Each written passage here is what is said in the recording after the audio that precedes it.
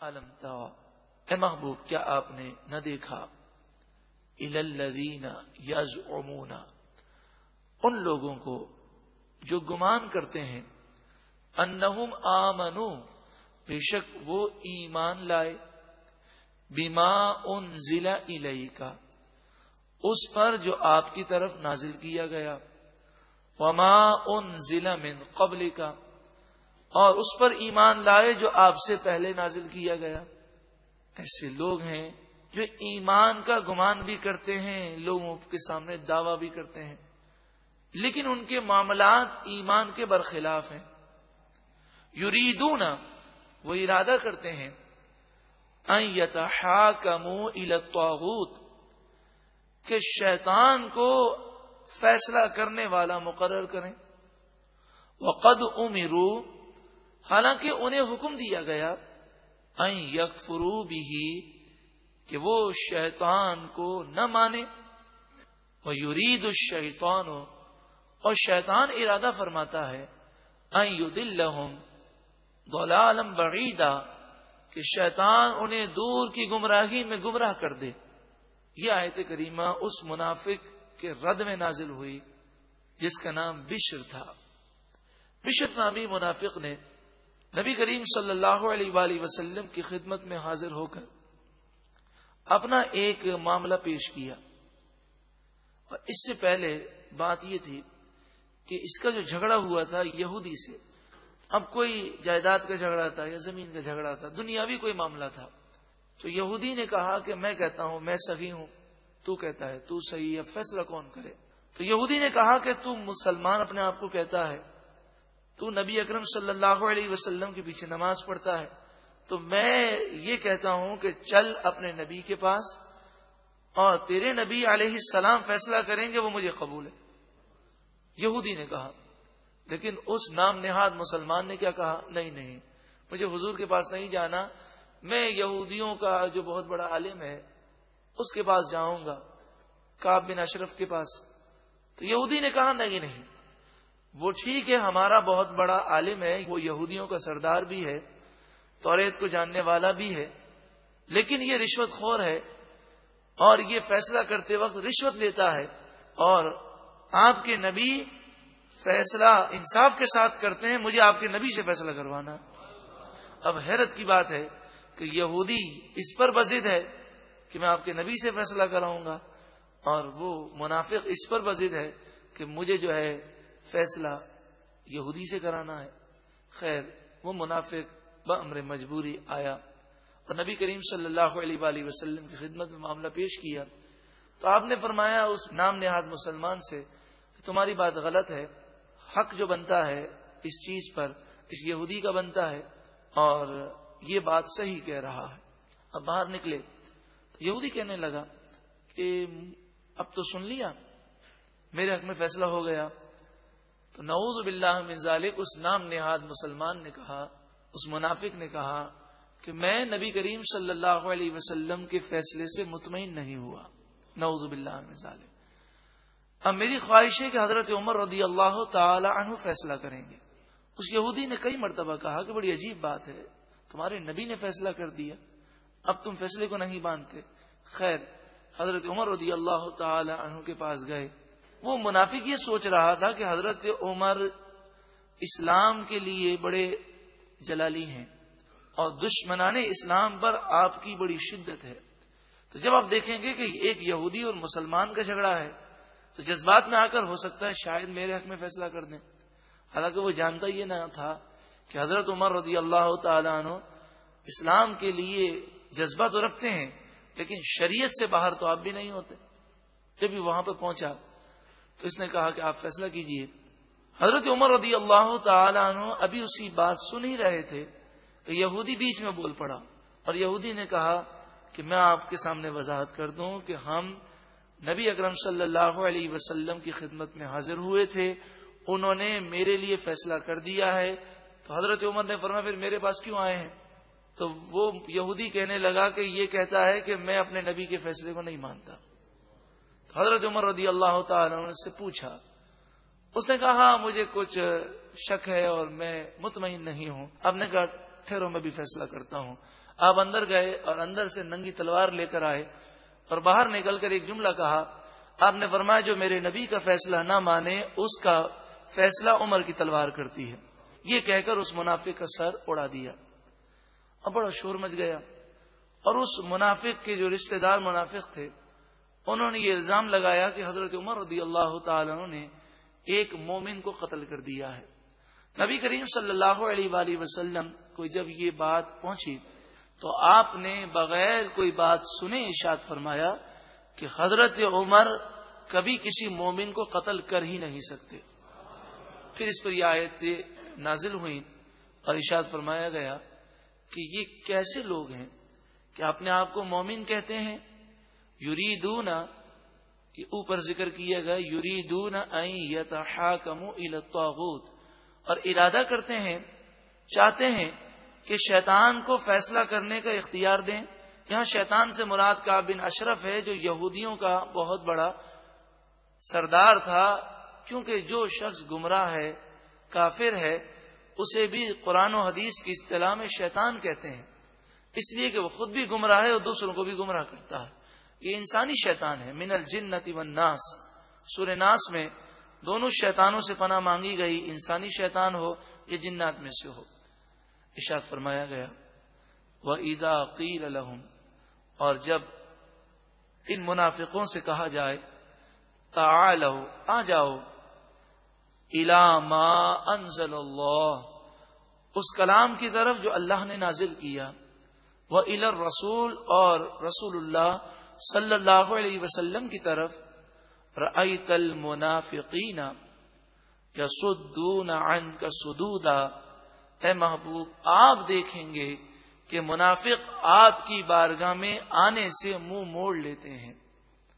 تو حضور کی بارگاہ میں منافق حاضر ہونے کو تیار نہ تھے. فَكَيْفَ، پس کیا انجام ہوا، کیسا انجام ہوا. اذا اصابتهم مصیبت، یوں تو آپ کی خدمت میں فیصلہ کرانے کے لیے منافق آتے نہیں ہیں، لیکن جب حضرت عمر نے فیصلہ کر دیا اور تلوار سے گردن اڑا دی تو پھر آپ کی بارگاہ میں بھاگتے ہوئے آئے. فکیف، پس کیا حال ہے، کیسا حال ہوا. اذا اصابتهم مصیبت، جب ان منافقوں پر مصیبت پڑی، بما قدمت ایدیہم، اس وجہ سے جو ان کے ہاتھوں نے برائی آگے بھیجی، کہ بشر نامی منافق نے حضور کا فیصلہ ماننے سے انکار کیا. ثم پھر جاؤک، یہ منافق آپ کی خدمت میں آتے ہیں، یحلفون باللہ، اللہ کی قسمیں کھاتے ہیں، ان اردنا الا احسانا وتوفیقا، ہمارا ارادہ تو صرف بھلائی کرنا ہے اور ملاپ کرنا ہے. یعنی گویا کہ وہ اس بات کی قسمیں کھانے لگے. مفسرین فرماتے ہیں کہ ان کے بشر نامی منافق رشتہ دار آ کر کہنے لگے وہ کہہ ہی نہیں سکتا، وہ تو سچا مومن تھا، ہو سکتا ہے اس یہودی نے جھوٹ بولا ہو، حضرت عمر کو مغالطہ ہو گیا ہو، ہم تو احسان کرنے والے ہیں، ہم تو بھلائی کرنے والے ہیں، ہم تو آپس میں ملاپ کے لیے آئے ہیں، اور جھوٹی قسمیں کھانے لگے. قرآن مجید فرقان حمید نے بیان کیا، اس سے معلوم ہوا کہ ہر میٹھا شخص، ہر اچھی باتیں کرنے والا اور ہر شخص جو بظاہر ہمیں یہ لگے کہ قرآن کی بات کر رہا ہے، اچھی بات کر رہا ہے، ضروری نہیں کہ وہ اچھا ہی ہو. ہمیں دیکھنا ہے کہ وہ شریعت کے مطابق ہے، اس کے دل میں اللہ اور اس کے رسول کی محبت ہے، تعظیم و توقیر ہے. اگر اس کے عقائد درست ہیں تو ہمیں اس کی باتوں پر کان دھرنا چاہیے. اور اس سے ضمن یہ بات پتہ چلی کہ کاروباری معاملات میں بھی اس سے ہٹ کر بات ہے، یہ تو دین کا معاملہ ہے. کاروباری معاملات میں بھی کوئی آدمی قسم کھا لے تو فوراً اعتبار نہیں کرنا چاہیے، جب تک کہ آگے پیچھے دیکھ کر بھروسہ نہ کر لیا جائے کہ خیر فی زمانہ تو نعوذ باللہ من ذالک لوگ اتنی جھوٹی قسمیں کھاتے ہیں اور پھر لوگ اندھا اعتماد کر کے دھوکہ کھا جاتے ہیں. اولئک الذین یعلم اللہ ما فی قلوبہم، یہی وہ لوگ ہیں کہ اللہ تعالیٰ ان کے دلوں کی باتوں کو خوب جانتا ہے. فاعرض عنہم، پس محبوب آپ ان سے ابھی اعراض کر لیں. بشر نامی منافق کے رشتہ داروں کو آپ نفاق میں قتل ابھی نہ کریں، ابھی منافقوں کے خلاف جہاد کا حکم نہیں آیا. وَعِظْهُمْ اور انہیں نصیحت کیجیے. وَقُلْ لَهُمْ اور ان سے فرمائیے فی انفسہم ان کے بارے میں قولا بلیغا ایسی بات جو زیادہ اثر کرے، انہیں اثر انگیز نصیحتیں فرمائیے. اس بشر نامی منافق نے حضور کی فرما برداری اور حضور کے فیصلہ ماننے سے انکار کیا. وما ارسلنا من رسول الا لیطاع باذن اللہ، ہم نے رسول اسی لیے بھیجا کہ اللہ کے اذن کے ساتھ اس رسول کی فرما برداری کی جائے. جو رسول اللہ کی فرما برداری نہ کرے یا آپ کے فیصلے کو ٹھکرا دے تو وہ تو دنیا میں بھی تباہ ہے، آخرت میں بھی تباہ ہے. اور یہ بات یاد رکھیں کہ حضور اقدس صلی اللہ علیہ وآلہ وسلم کے فیصلے کو یہ کہہ کر انکار کر دینا کہ میں حضور کے فیصلے کو نہیں مانتا، یہ کفر ہے. اسی طرح حضور کی سنت کریمہ کا مذاق اڑانا، توہین کرنا، اسے حقیر سمجھنا بھی کفر ہے. امام اعظم ابو حنیفہ رضی اللہ تعالی عنہ کے شاگرد امام ابو یوسف علیہ الرحمہ جو چیف جسٹس تھے، آپ درس حدیث دے رہے تھے کہ ایک حدیث پاک گزری جس میں ذکر تھا کہ نبی کریم صلی اللہ علیہ وسلم کو کدو شریف، لوکی شریف بہت زیادہ پسند تھی. تو ایک شاگرد نے سامنے بیٹھا ہوا تھا، وہ سن رہا تھا، اس کے منہ سے بے اختیار یہ جملہ نکل گیا، مجھے تو اچھی نہیں لگتی، نعوذ باللہ من ذالک.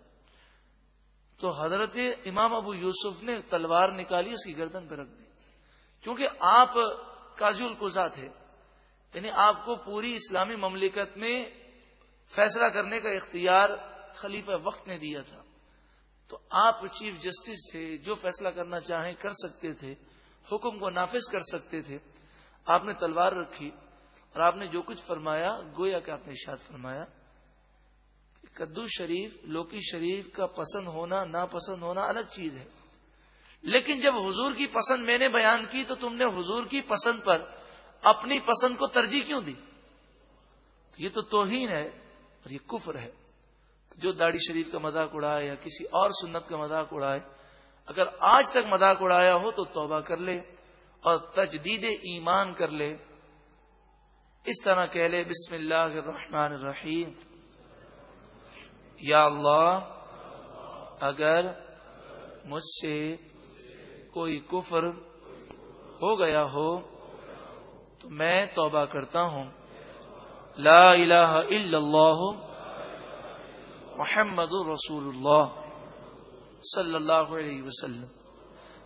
اور یہ توبہ اس صورت میں ہے کہ یاد نہ ہو، اور یاد ہو کہ فلاں وقت فلاں سنت کا مذاق اڑایا تھا تو توبہ کرتے وقت یہ کہنا پڑے گا کہ پروردگار میں نے یہ جو سنت کا مذاق اڑایا تھا میں اس سے توبہ کرتا ہوں، اور پھر کلمہ شریف پڑھنا ہے.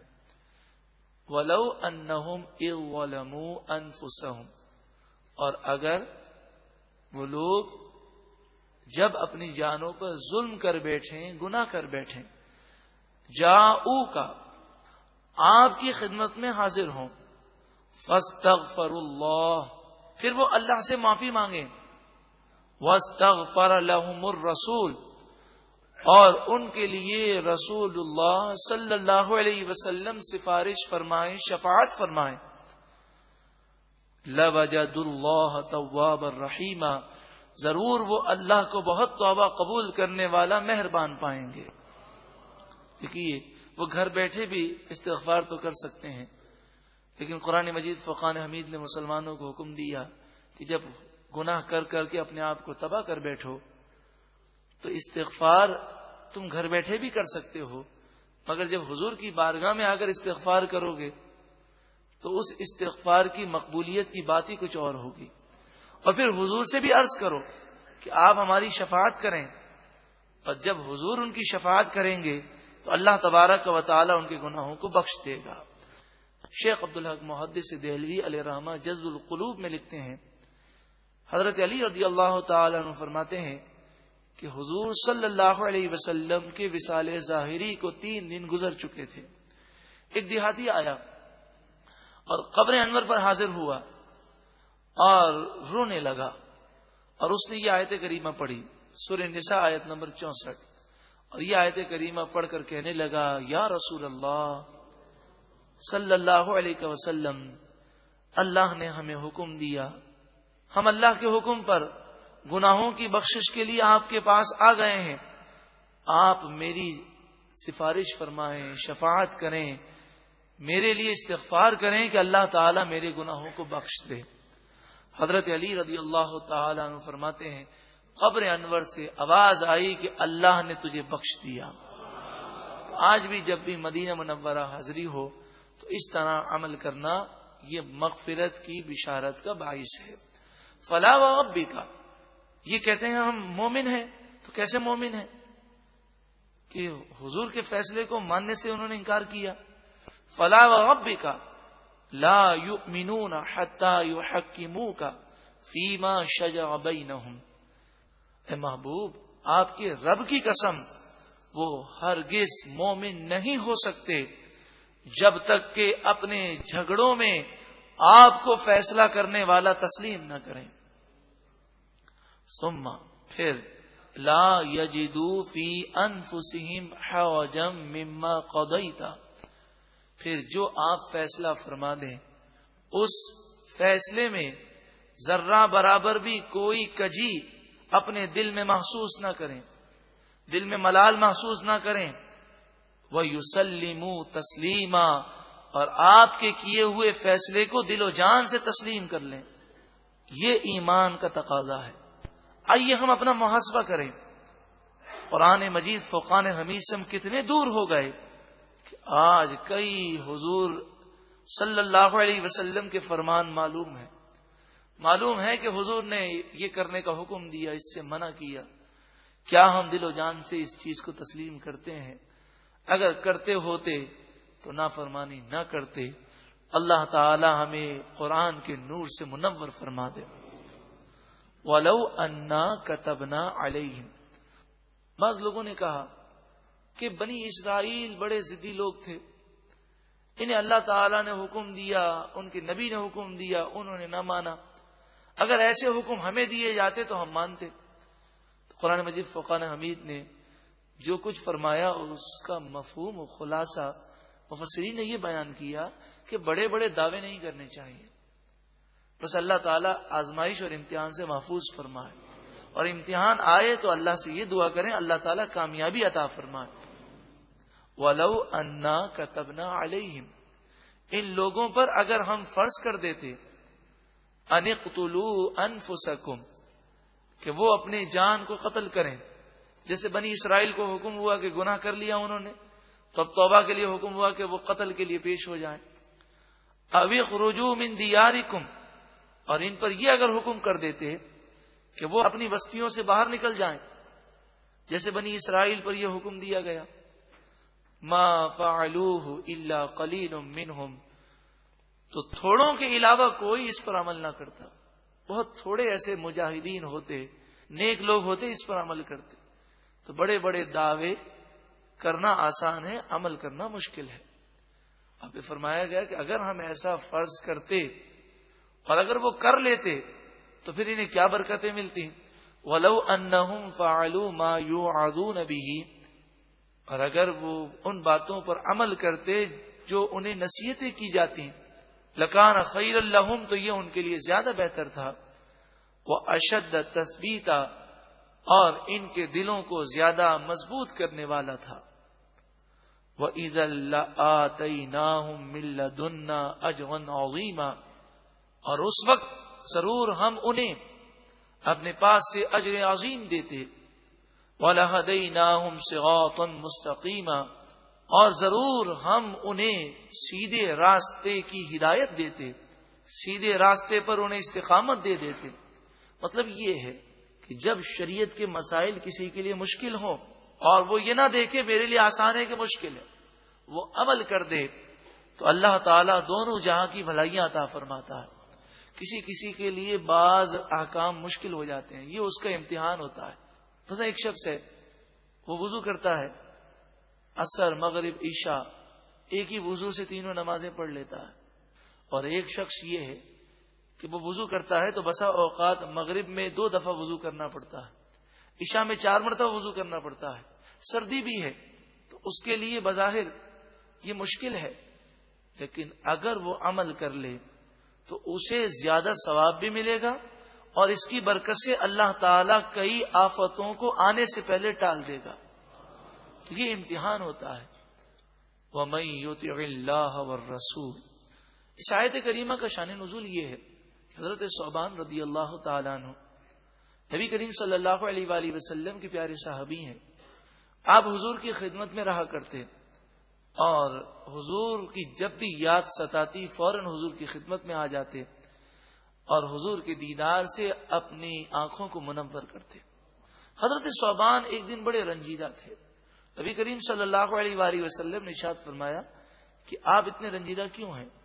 حضرت ثعبان نے عرض کی، یا رسول اللہ صلی اللہ علیہ وسلم، میں یہ سوچتا ہوں کہ اگر میں جنت میں چلا بھی گیا تو آپ تو نبیوں کے سردار ہیں اور جنت بہت بڑی ہے، زمین و آسمان سے بھی بڑی ہے، تو اتنی بڑی جنت میں آپ اعلیٰ مرتبوں میں ہوں گے اور میں گناہگار ایک ادنا امتی نہ جانے جنت کے کس کونے میں ہوں گا۔ اگر جنت میں بھی آپ کا دیدار نصیب نہ ہوا تو جنت میں لطف کیسے آئے گا؟ اگر آپ کا دیدار نہ کروں ایک دن تو میں بے چین ہو جاتا ہوں، تو وہاں میرا کیا ہوگا؟ اور یہ کہہ کر رونے لگے۔ اس پر یہ آیت کریمہ نازل ہوئی، وَمَن يُطِعِ اللَّهَ وَالرَّسُولَ، اور جو اللہ اور اس کے رسول کی فرما برداری کرے، فَأُولَئِكَ مَعَ الَّذِينَ أَنْعَمَ اللَّهُ عَلَيْهِمْ، بس یہی لوگ ان لوگوں کے ساتھ جنت میں ہوں گے جن پر اللہ نے انعام فرمایا، من النبیین والصدیقین والشہداء والصالحین۔ یہ انعام یافتہ لوگ کون ہیں؟ نبی ہیں، صدیقین ہیں، شہداء ہیں، صالحین ہیں، ان کا پڑوس ان نیک لوگوں کو نصیب ہوگا۔ اور پھر قرآن مجید فرقان حمید نے کتنی پیاری بات ارشاد فرمائی، وَحَسُنَ أُولَئِكَ رَفِيقًا، یہ کتنے اچھے ساتھی ہیں جسے جنت میں ایسے ساتھیوں کی رفاقت ملے۔ اللہ تعالی ہمیں بھی ایسے لوگوں میں شامل فرمائے۔ اسی لیے ہر دعا میں یہ دعا کی جائے، اے پروردگار جنت الفردوس میں اپنے محبوب کریم صلی اللہ علیہ وسلم کا پڑوس ہم سب کو عطا فرما۔ ذالک الفضل من اللہ، یہ اللہ کا فضل ہے، اے پروردگار ہمیں بھی اپنا فضل عطا فرما۔ وکفا باللہ علیما، اور اللہ جاننے کے لیے کافی ہے، ہر بات کو جانتا ہے۔ علم ترى، اے محبوب کیا آپ نے نہ دیکھا، الی الذین یزعمون،